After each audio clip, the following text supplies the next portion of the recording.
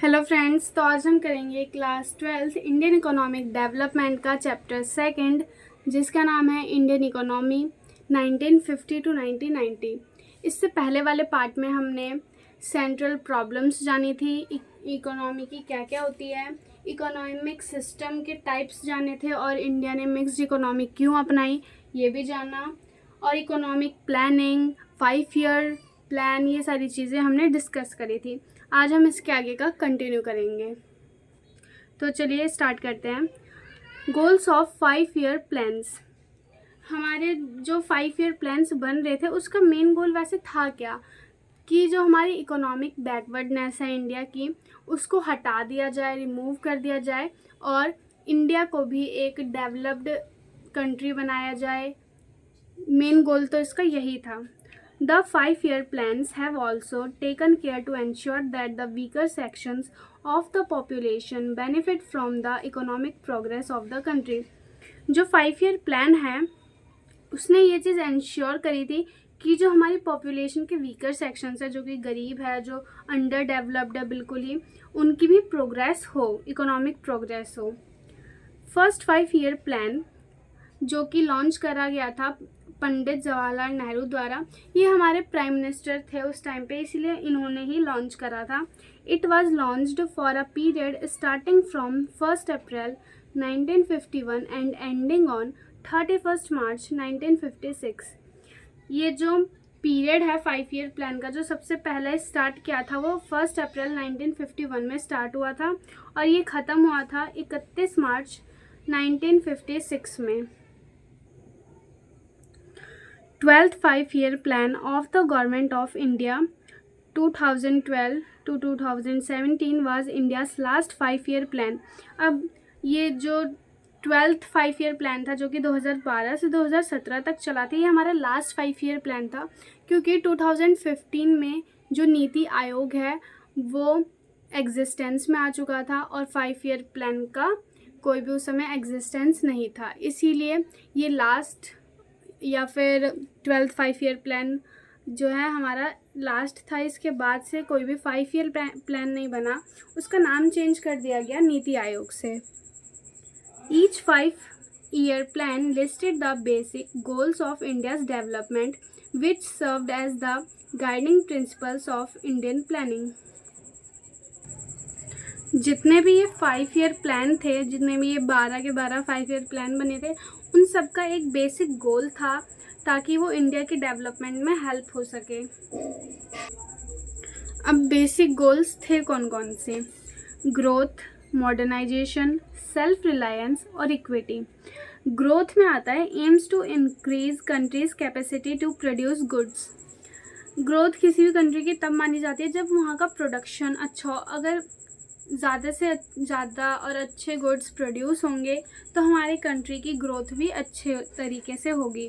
इसीलिए जो गोल है, जो 5 ईयर प्लान था, उसका मेन जो गोल था ये था कि इंडिया की ग्रोथ हो सके। सेकेंड था modernisation, aims at adoption of new technology and change in social outlook.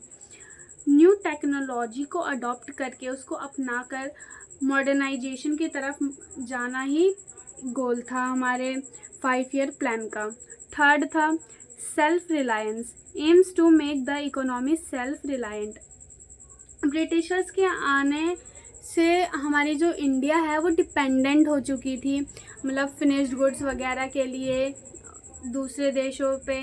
तो इसीलिए जो 5 ईयर प्लान था उसका एक ये भी गोल था कि जो हमारी कंट्री है वो फिर से सेल्फ रिलायंस बन सके, यानी कि अब वो इंडिपेंडेंट हो जाए, किसी और कंट्री पे अपने चीज़ों के लिए डिपेंड ना हो।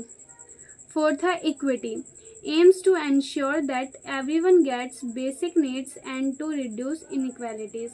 इक्विटी में आती है इक्वालिटी, यानी कि सारे जितने भी लोग हैं उनकी जो बेसिक नीड्स है, जैसे कि कपड़ा, मकान, ये सारी चीज़ें, खाना, ये जो बेसिक नीड्स है वो सबकी पूरी हो सके और जो भी इनइक्वालिटी है लोगों में वो रिड्यूस हो सके, कम हो सके।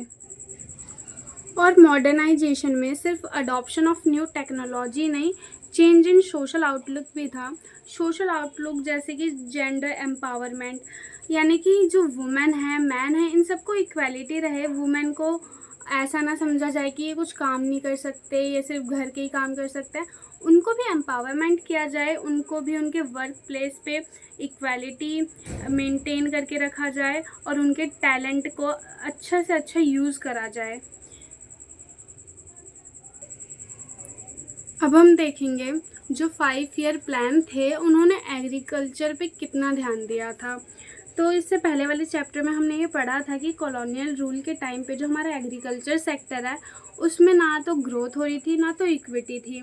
और जब हमें आज़ादी मिली थी उस टाइम पे ज़मींदार्स वगैरह ये सब जो लगान है वो कंटिन्यू ही रख रहे थे, वो ज़्यादा लगान ले रहे थे, तो इस चीज़ को रोका गया था।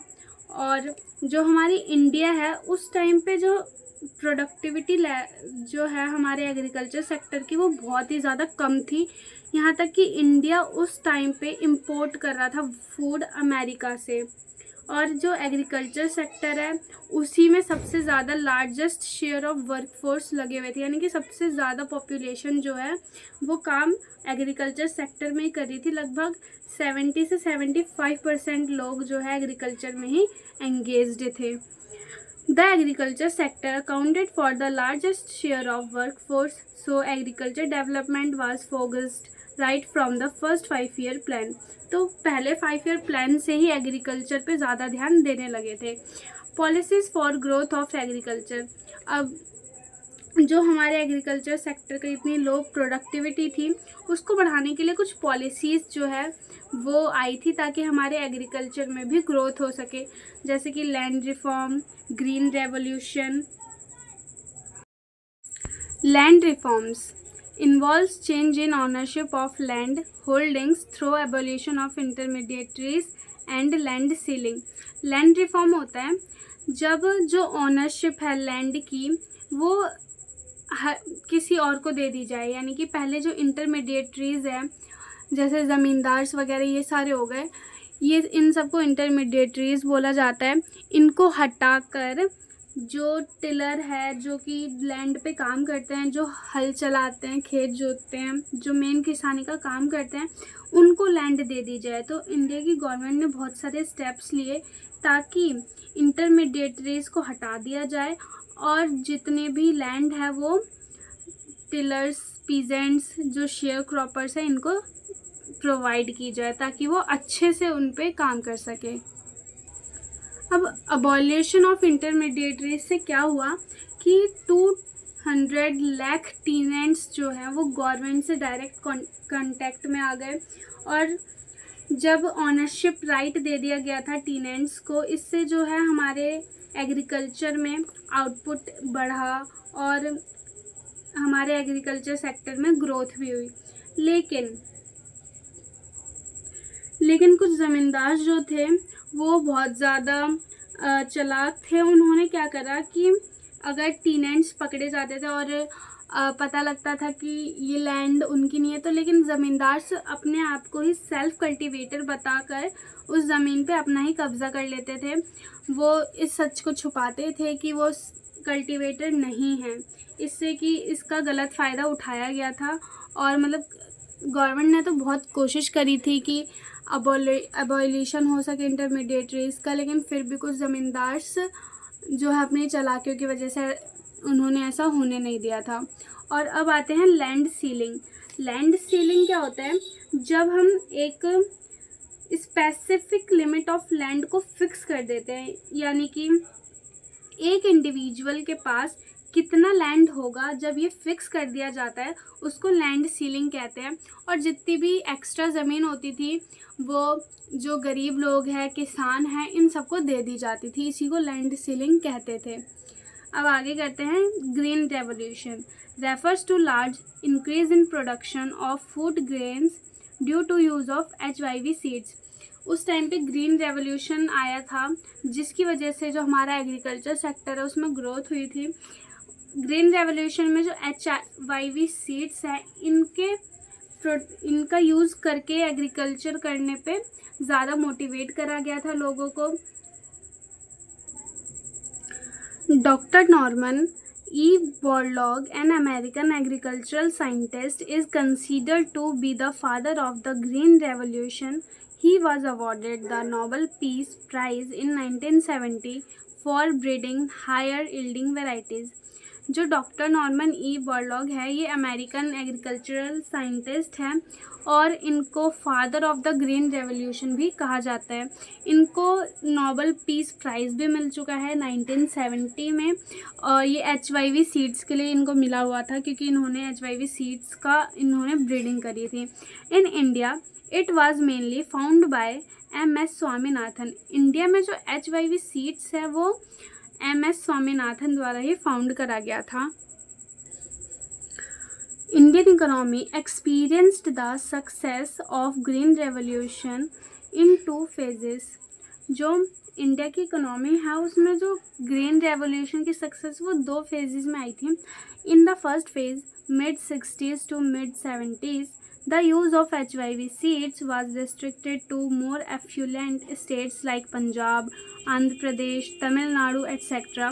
Further, the use of HIV seeds primarily benefited the wheat growing regions only. जब फर्स्ट फेज़ आया था ग्रीन रेवोल्यूशन का, उस टाइम पे जो HIV सीड्स है वो ज़्यादा एफ्लुएंट स्टेट्स जैसे कि पंजाब हो गया, आंध्र प्रदेश, तमिलनाडु, यहाँ पे जहाँ पे ज़्यादा खेती होती थी, इन स्टेट्स में पहले HIV सीड्स को पहुँचाया गया था। फिर उसके बाद जहाँ पे जो गेहूँ वगैरह है वो ज़्यादा उगाए जाते थे, उन एरिया में भी HIV सीड्स को पहुँचाया गया। In the second phase mid 70s to mid 80s, the HIV technology spread to a large number of states and benefited more variety of crops.